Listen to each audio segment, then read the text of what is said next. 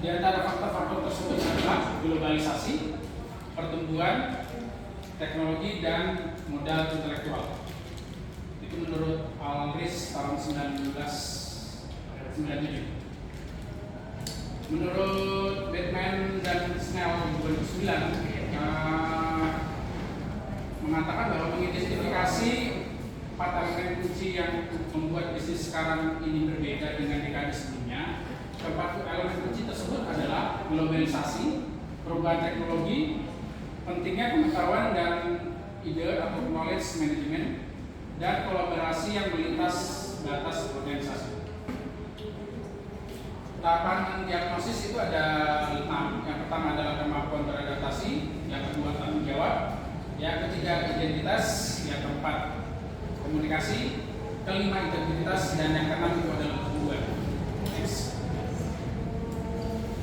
Di sini ada 2 model media diagnosis. Yang pertama adalah media sistem terbuka, di mana menunjukkan bahwa semua komponen dalam suatu organisasi saling terkait. Oleh karena itu, mengubah satu komponen akan berdampak pada komponen lainnya. Model sistem terbuka juga mempertimbangkan lingkungan eksternal organisasi dan memperhitungkan pengaruh terhadap keputusan dan perubahan. Ini muncul ide bahwa organisasi adalah serangkaian fungsi, tugas, kepemimpinan, perubahan, dan pengambilan keputusan yang sangat kompleks. Meskipun kompleksitas ini terlalu besar untuk dipertimbangkan sekaligus, model sistem terbuka mendukung konsep bahwa keseluruhan lebih kuat dan lebih efektif daripada masing-masing komponen individu. Yang kedua adalah model sistem tertutup. Model sistem tertutup tidak mempromosikan fleksibilitas dan kemampuan beradaptasi karena sepenuhnya mengabaikan lingkungan eksternal dan sepenuhnya berfokus pada komponen internal. Saat ini, mengabaikan kekuatan eksternal adalah tanda organisasi yang lemah. Yang lemah dikutuk untuk krisis atau kegagalan karena itu tidak akan cukup siap untuk menghadapi perubahan. Selain itu, model sistem tertutup mendukung untuk melakukan sesuatu yang benar. Ini membatasi pertumbuhan organisasi dan anggota timnya karena itu tidak mempromosikan segala jenis perkembangan atau promosi pembelajaran organisasi yang sekali lagi sangat penting dalam dunia yang berubah saat ini. Selanjutnya akan dibacakan oleh Mas Firza. Selanjutnya, cara atau melakukan diagnosis yang paling efektif untuk organisasi. Itu ada 2 aspek penting yang dapat menjadi kriteria dalam menentukan level keberhasilan sebuah intervensi. Yang pertama itu mencari sejauh mana organisasi sesuai dengan kebutuhan organisasi.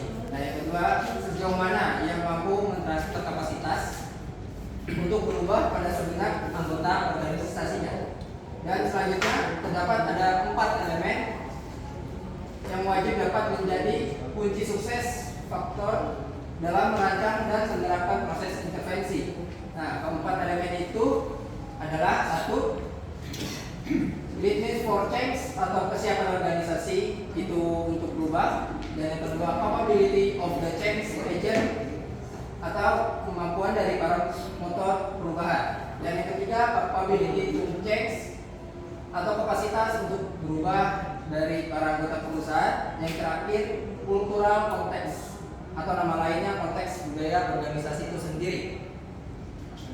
Nah, diagnosis organisasi ini memiliki kelebihan. Kelebihannya itu yaitu membantu pengelola organisasi untuk mengetahui apa sesungguhnya yang sedang berlangsung di dalam organisasi itu. Nah, berbagai data, informasi, pendapatan, gagasan, permasalahan, dan solusi parsial yang berasal dari anggota organisasi dikumpulkan oleh pelaksana diagnosis. Data tersebut dan hasil tersebut kemudian diverifikasi oleh anggota organisasi. Hasil analisis yang diterima oleh anggota organisasi dirangkum sebagai profil organisasi yang disertai rekomendasi mengenai tindakan perbaikan yang sebaiknya dilakukan.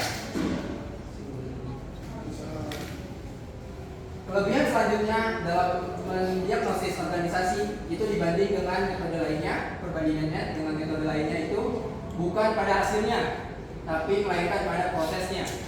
Proses wawancara untuk mendapatkan pandangan, gagasan, dan usulan anggota organisasi membuat mereka menjadi lebih paham tentang dirinya atau tentang bagian lainnya, atau bisa disebut dengan job desk-nya lah, tentang lingkungan organisasinya dan tentang keterkaitan proses-proses yang berlangsung di dalam organisasi. Nah, sehingga selama proses diagnosis ini berlangsung, cara pandang para anggota organisasi itu semakin baik.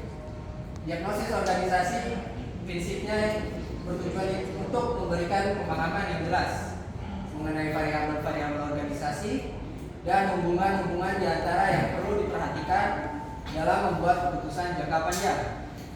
Nah, melalui diagnosis organisasi diharapkan rencana tindakan baik untuk menyelesaikan suatu masalah maupun untuk pengembangan organisasi dapat dijalankan secara efektif karena keputusan tindakan tersebut didasarkan pada informasi yang lengkap dan akurat mengenai kondisi internal maupun eksternal di organisasi tersebut dan pemahaman mengenai konsekuensi keputusan yang akan kita ambil. Nah, perusahaan perlu melakukan diagnosis organisasi terutama satu, terjadi penurunan performasi secara umum di dalam perusahaan, dan yang kedua, perusahaan akan berubah secara drastis, misalnya karena restrukturisasi pembukaan bidang usaha baru. Yang ketiga, penggunaan teknologi baru. Yang C, organisasi terasa tidak cocok lagi dengan strategi dan sistem manajemen perusahaan yang ditandai dengan terjadinya kelambatan dalam pengambilan keputusan. Diambilnya keputusan yang salah yang sering terjadi adalah konflik di antara anggota atau fungsi-fungsi di dalam organisasi. Selanjutnya akan dibahas oleh Pak Soto.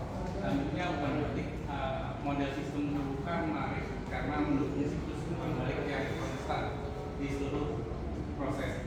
Kami mempertimbangkan seperti informasi dan modal manusia, informasi, transformasi seperti komponen sosial dan teknologi, dan produk barang jasa dan modal intelektual. Dalam konteks lingkungan eksternal tempat organisasi beroperasi. Dalam setiap kategori ini ada umpan balik yang konstan yang berfungsi untuk memajukan organisasi. Ini juga berfungsi untuk mengembalikannya, untuk memikirkan kembali konsep atau ide yang tidak berhasil dan perlu ditingkatkan. Yang ini mirip dengan ide mendorong trial and error, berlatih banyak hal dan menjaga apa yang berhasil. Komunikasi dapat dianggap sebagai komponen penting dalam model ini untuk memastikan pembalik yang efektif dan tepat waktu. Yang mungkin budaya organisasi, budaya tidak hanya berlaku pada kebudayaan dan adat istiadat seperti yang dimiliki oleh negara Indonesia yang kaya dengan budaya. Pada kenyataannya setiap organisasi juga memiliki budaya yang menjadi ciri khas organisasi mereka yang masing-masing. Budaya dalam organisasi tersebut sebagai budaya organisasi. Sebelum memahami pengertian budaya organisasi, maka ada perlunya kita membudaya dan organisasi. Ini budaya adalah seperangkat pemahaman yang penting dimiliki serta diterapkan oleh anggota komunitas yang sama.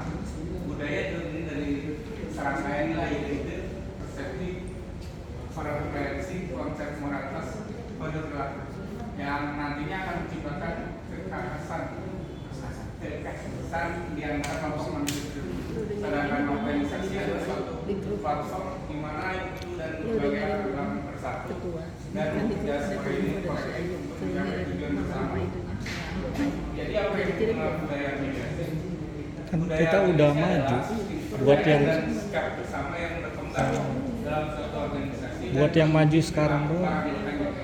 Selain itu, budaya organisasi juga dapat didefinisikan sebagai filosofi, ideologi, nilai-nilai, asumsi, kepercayaan, harapan, sikap dan norma-norma yang menyatukan kirim ke aneh. organisasi Thank you.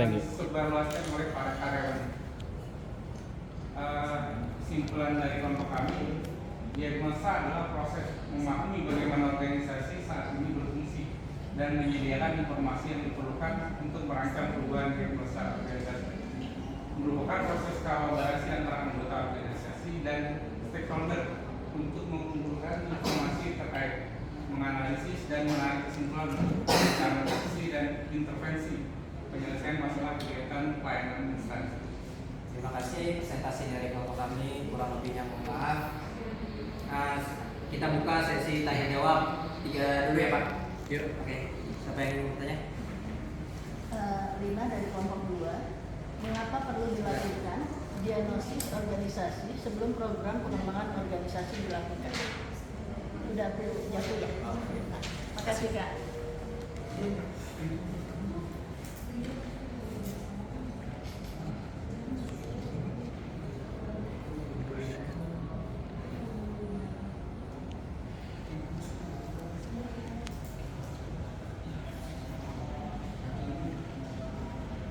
Ada lagi? Ya. Mas Ridwan, sebentar. Tadi dibahas masalah yang dijelasin. Oh iya. Iya. Ya, Pak.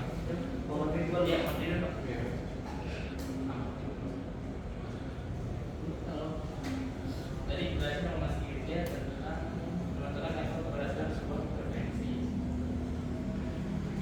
Yang jadi pertanyaan saya, mengapa sebuah organisasi perlu melakukan intervensi itu? Mengapa? Mengapa sebuah organisasi perlu melakukan intervensi?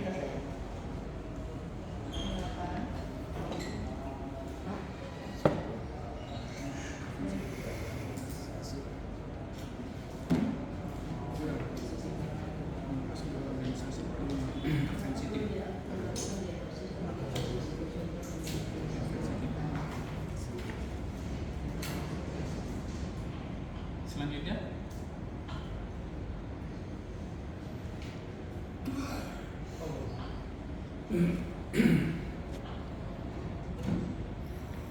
ya, ada lagi? Alhamdulillah sudah paham saya. Hari ini gua nggak nanya, ngerekam aja. Iya,